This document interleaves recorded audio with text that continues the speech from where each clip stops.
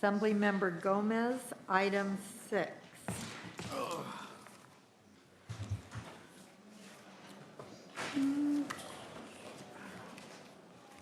Item 6 is AB 1671.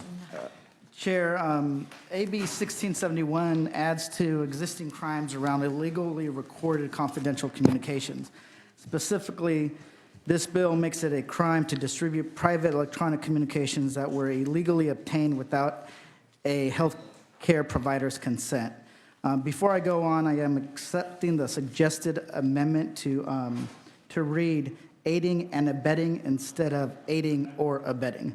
And to continue, Senator, in California, it is currently illegal to record a private conversation without the consent of all parties, but it's not illegal to distribute it. In contrast, it is illegal to record a private telephone conversation without the consent of all parties, and further, it is illegal to distribute the contents of that telephone conversation. This bill is closing that loophole and inconsistency in current law. Through this process, I have taken significant amendments time and time again in an effort of good faith while working with the opposition. I have even narrowed this bill to apply to healthcare providers only per the Assembly Appropriations Committee. This is a solid but a complicated bill, but a complicated subject. As a result, the committee analysis raises multiple points, and today I have witnesses who will speak to those points raised in the analysis. Good afternoon, Senators. Christina Romero, Planned Parenthood Could you Affiliates. move the mic a little closer? Thank you. Absolutely. Is that better? Planned Parenthood Affiliates of California, we're the sponsors of the bill. We have, our organization represents over 115 health centers across California, serving over 1 million low-income patients a year. Through this process, we've taken multiple sets of amendments to work with the opposition. Here with me, I have Beth Parker, our Chief Legal Counsel at Planned Parenthood, to share with you in detailed points raised in the amendment, or points raised and amendments taken on the bill. Thank you, Madam Chair. We're here to urge you to support AB 1671 to close a gaping hole in California's privacy law and protect the personal privacy rights of healthcare providers. As you know, the California Constitution guarantees every Californian the right to privacy. Joining 38 other states, AB 1671 would make it illegal for the person who illegally recorded a confidential communication or those who aid and abet them to disclose or distribute the recording without every participant's consent. As Planned Parenthood learned so painfully last summer, it is the disclosure, not the taping, that causes the greatest harm. One of our doctors reported that within 2 weeks of the heavily edited, surreptitiously taped of her conversation, over 2 million people downloaded it off the internet. She received death threats, had to endure round-the-clock security, and ultimately sell her home. Another one of our doctors has told us that she hides behind her refrigerator every single night when she cooks dinner, out of fear that someone incited by these videos will shoot her through her kitchen window. Both of these doctors have spent their lifetimes providing compassionate and constitutionally protected health care to low-income Californians, and no one should have to live with that fear. For Planned Parenthood, safety and confidentiality are our /1 priority. Since these illegally recorded tapes were widely distributed, our affiliates have experienced a 900% increase in threats and acts of violence against our health centers, culminating in a shooting in Colorado Springs that killed 3 people. In response, our affiliates have had to spend millions of dollars on increased security, millions that should be spent instead on health care. So I'd like to address briefly some of the comments of the consultant. First, the consultant suggests that the bill would prohibit a person from giving the video to a regulatory agency or his or her attorney. But the law already says, and has for 50 years, that any illegally recorded communication cannot be used as evidence in a judicial or administrative proceeding. There's no crime in telling an agency, an attorney, or supervisor about something that has happened. The crime is recording the private conversation without consent. And if a crime is involved, law enforcement can investigate and record without consent. And for serious crimes, such as bribery, kidnapping, violent felonies, lay people can record without fear of persecution. And as if civil violation is involved, there are normal discovery practices for obtaining information. Second, a regulatory agency cannot be liable for simply showing the recording to another agency as an aider and abetter. Aiding and abetting requires 3 separate elements which the prosecution must prove. 1, knowledge of the unlawful act. 2, intent to commit or facilitate the commission of a crime. And 3, an act to aid, promote, or encourage the commission of the crime. And none of those elements would be present in that scenario. Now, another concern that the consultant raises is the First Amendment, that the bill would apply to a media organization that simply receives an illegal recording. And first, let me make it clear that Planned Parenthood is completely supportive of free speech rights, and we have worked hard through amendments to ensure that this bill is not unconstitutional, but instead balances the constitutional right of the press against the constitutional right of privacy. So here, there is no liability for simply receiving an illegal recording, nor is there any liability if the media distributes a recording if it did not participate in obtaining it or doing anything to get the illegal recording in the first place. The only time the media or a third party would be liable if it distributed the recording and the 3 requirements of aiding and abetting were met. They must know the recording was illegally obtained, they must intend to facilitate the illegal recording, and then 3, act to facilitate it. In other words, the media would only be liable if it paid the actor to obtain the illegal recording in the first place or directed the person to get it. And the burden is on the prosecution to establish all 3 of these facts. And Bartnicki, which is the case that's being cited, is not to the contrary. There, the media had no intent to commit a crime and did nothing to facilitate the illegal act. It legally came into possession of the recording. The Supreme Court said it expressly was not creating a public interest exception that would swallow up the statute's privacy-protecting general rule. Thus, our bill is consistent with Bartnicki and similar California Supreme Court precedent that allows the publication of truthful private facts of legitimate public concern where they were lawfully obtained. So in closing, and I can answer other questions if you have them, but almost 50 years ago, the legislature determined that the individual right to privacy and confidential communications was entitled to protection. With the advent of cell phones in the late 1980s, this legislature expanded that protection to prohibit the distribution of telephone calls that were illegally recorded. With the advent of the internet, the ease in distribution and the associated harm, we now need to go one step further. We need to prevent the distribution of confidential, face-to-face, private communications recorded without all participants' consent. Planned Parenthood urges your support of AB 1671. Okay, others in support of the bill? Seeing and hearing none, are there speakers in opposition to the bill? Please come forward and please make room for them at the desk.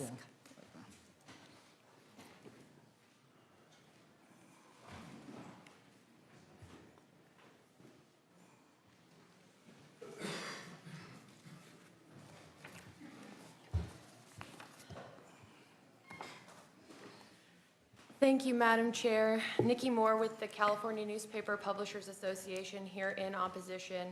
We'd like to first thank the committee for their thoughtful analysis. They raised a lot of the issues that we think this bill has, and they raised some that we didn't even think about, which include the amendments. So that is not our amendment. That has nothing to affect our opposition. I'd like to also respectfully but vehemently disagree with the proponent's assertion that this closes any kind of loophole or updates the law in any way. And the law that is on the books right now that criminalizes the distribution of a confidential communication obtained via wiretap was passed in the 1960s, as noted, prior to the Bartnicki case, which was about a wiretap law in Pennsylvania. And it expressly overturned that law. So that law referenced is likely unconstitutional, but it's on the books because it hasn't been repealed. So we think that this law is a content-based standard that is in violation of Bartnicki. You have to look at a video to understand whether it's captured by this law. You've got to see who the speakers are and what, in order to determine if they're going to be subject to liability under this standard. And content-based restrictions are evaluated under strict scrutiny and are presumptively unconstitutional. As applied to a member of the media who lawfully obtained the video, had no part in the unlawful acts, we believe that this law could apply to them, and we do believe that if challenged, that a court would find that it violates the constitutional standards. But the First Amendment says that Congress shall make no law that infringes on speech.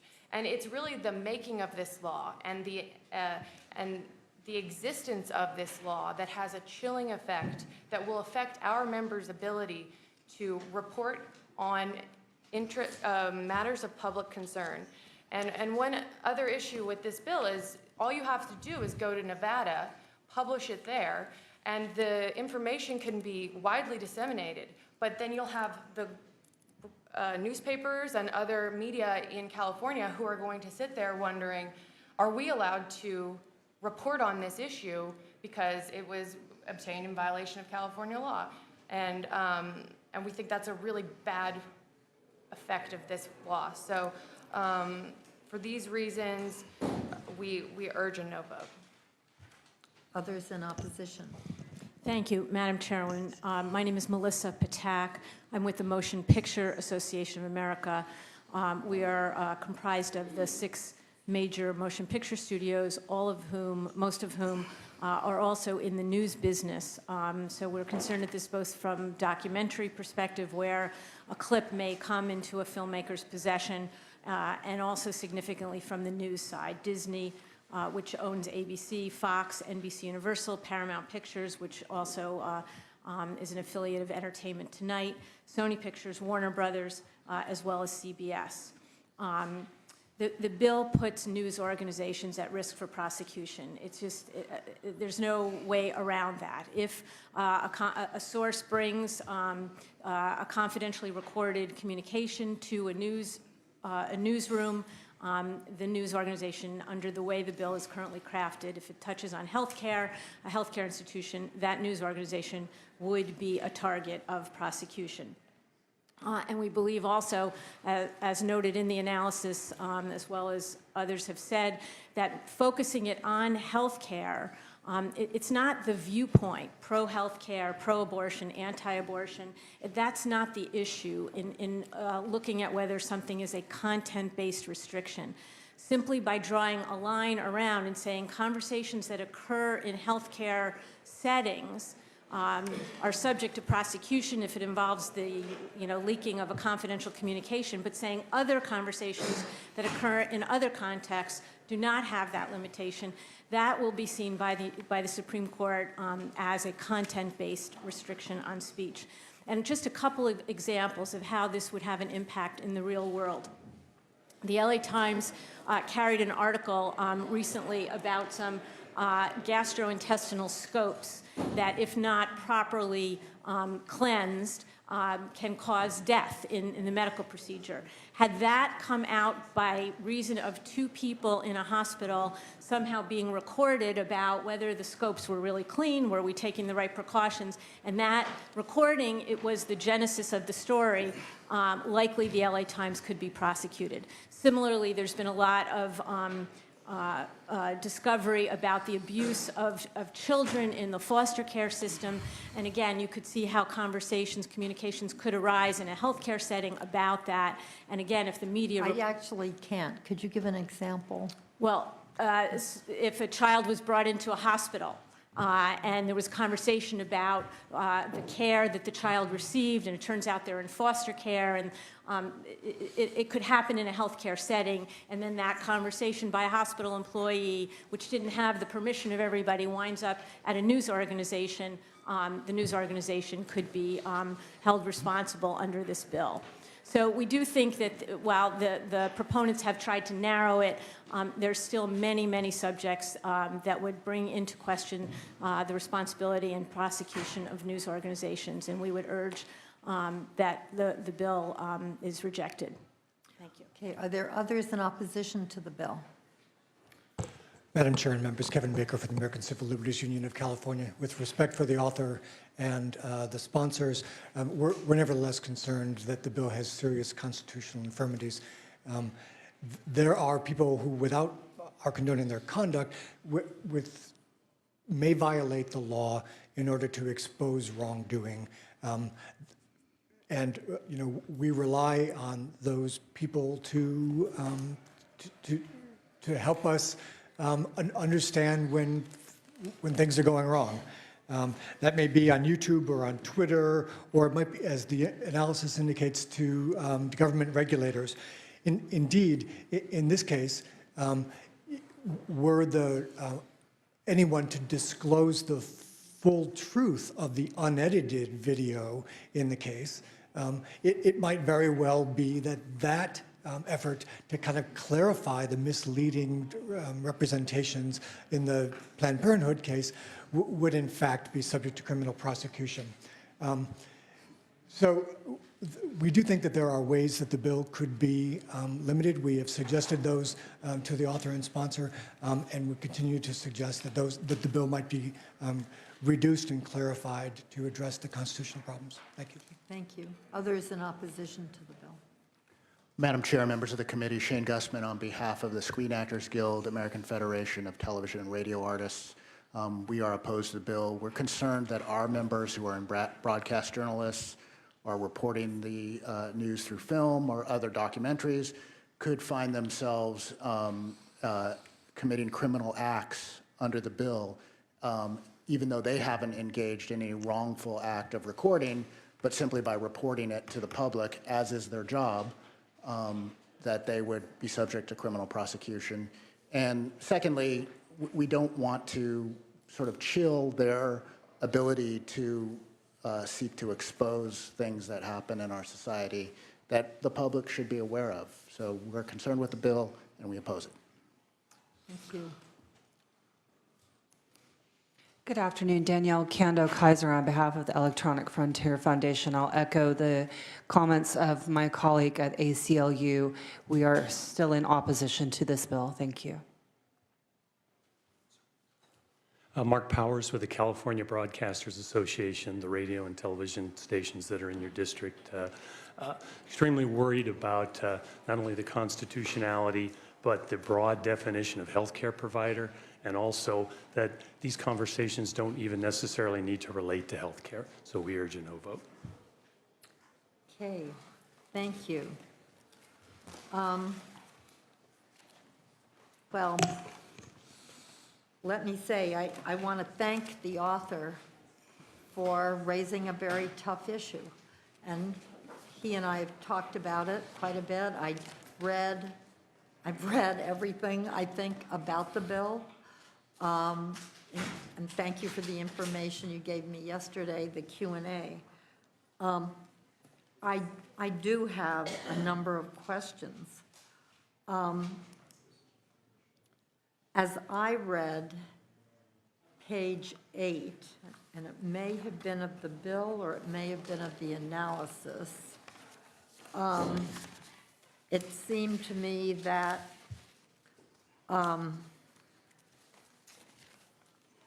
that the bill says that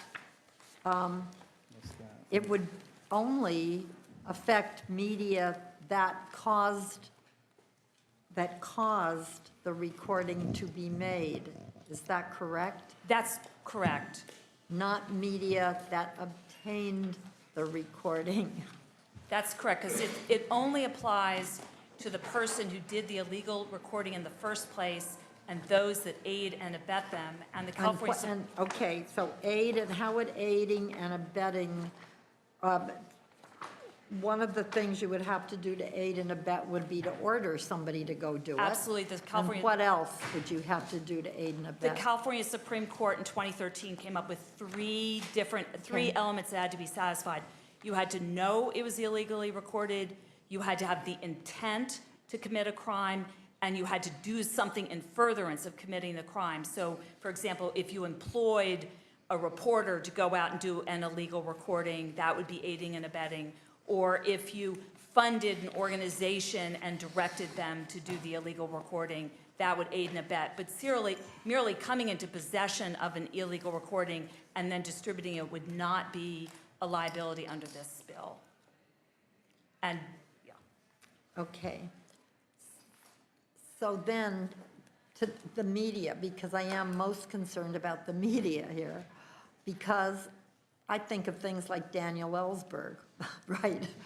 And it was illegally received.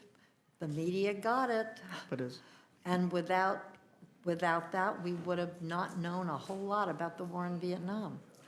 So we wanted, you could come up to the table, please. We have to make room. This is, yeah.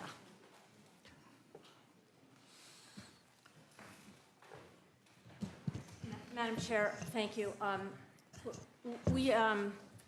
I think we just have a disagreement on what Bartnicki stands for, the proponents and us. You mean the legal precedent that we're referring to here? Yes. Okay. Bartnicki versus Vopper was a case where it involved a telephone call. Predates the sort of Yeah. the viralness of the internet. It was in 2000. The Supreme Court decided the case in 2001. Two people had what they presumed was a not overheard private telephone conversation. It involved labor negotiations, contentious with the school board. They were involved with the teachers union. That conversation was intercepted.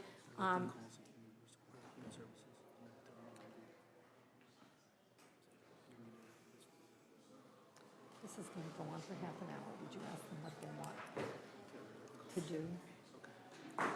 Ask them what they want to do. I may have to go to another committee I sit on, which is an example of why over-legislating can be a problem. But I am very interested in this stuff. So the conversation found its way to a radio station that then reported on the story and played the recording as part of their story. The case went all the way to the United States Supreme Court against the radio station for violating this, wiretapping law, distributing an illegally intercepted conversation. And the Supreme Court opinion said, we're not evaluating. It doesn't matter whether the radio station knew or didn't know that the conversation was illegally recorded. It gets into the possession of a news organization. They're protected in their reporting of it, and they cannot be prosecuted. And so that's the precedent, and we feel this bill tries to overturn that precedent, essentially, and would be struck down if there was a legal challenge. Why do you think it tries to overturn it? And you may have to actually tell me where this is in the bill. Because people are saying dramatically different things about complicated concepts, but also simple language. Right. So 632A is current California law. It's restated in the bill, and it makes it illegal to record a confidential communication. That's existing Okay, and a California law. confidential communication is anything where you don't know you're being recorded. Right. Confidential communication is, just giving her the bill so she can kind of go through it. wait, my pages got out of order, Okay, I so apologize. it's anything where you have no expectation of being recorded, but it is not a sting operation or anything like that, right? Right. Confidential communication means any communication carried on in circumstances as may reasonably indicate that any party to the communication desires it to be confined to the parties thereto, but excludes a communication made in a public gathering or in any legislative, judicial, executive, or administrative proceeding open to the public, or in any other circumstances in which the parties to the communication may reasonably expect that the communication may be overheard or recorded. So, I'm going to have to go upstairs, and I'm really very sorry. I apologize. Senator Leno is here, or Senator Stone, whoever might want to.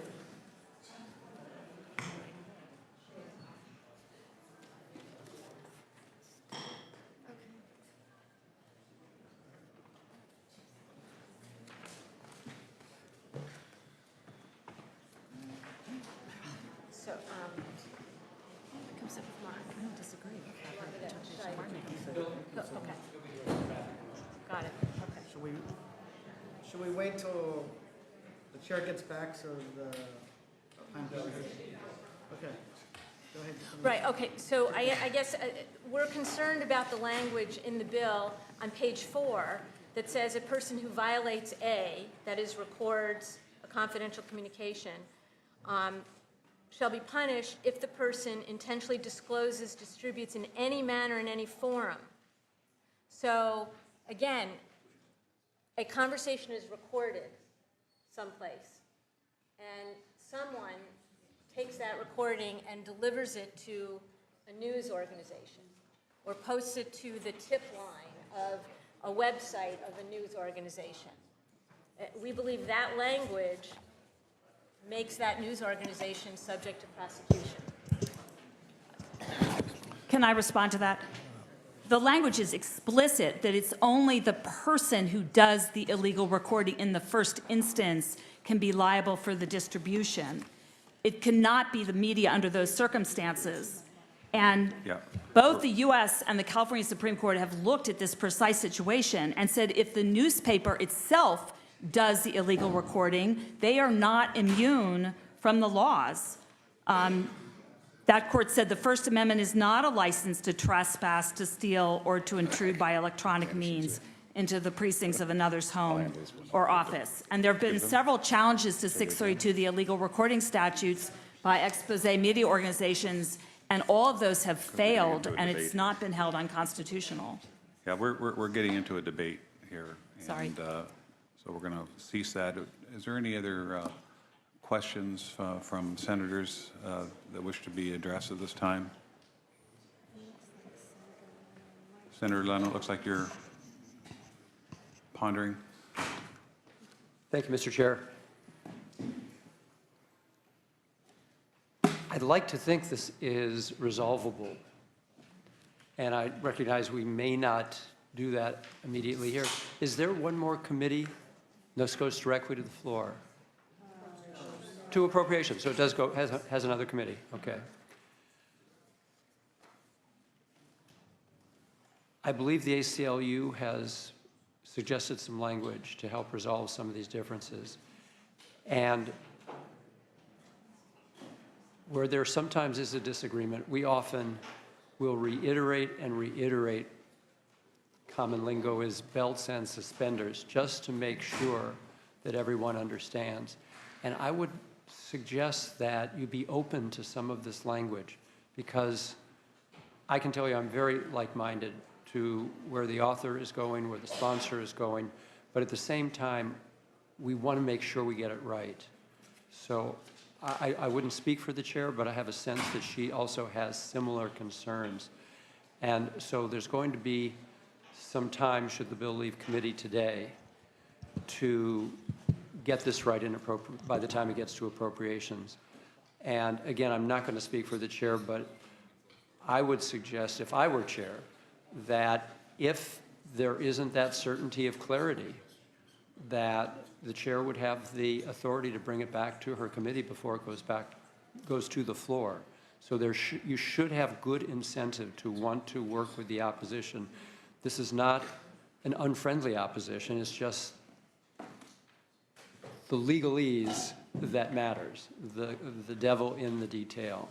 And I say all this to you as a non-attorney, so I only grasp this much of it, but I know enough to resonate with some of the concerns that have been stated. And just to have a back and forth of saying, no, no, no, no, it's not that, it's not that, we really need to get this language right. So I'll be supporting the bill today, but with that understanding that there's going to be some resolution before it gets to the floor.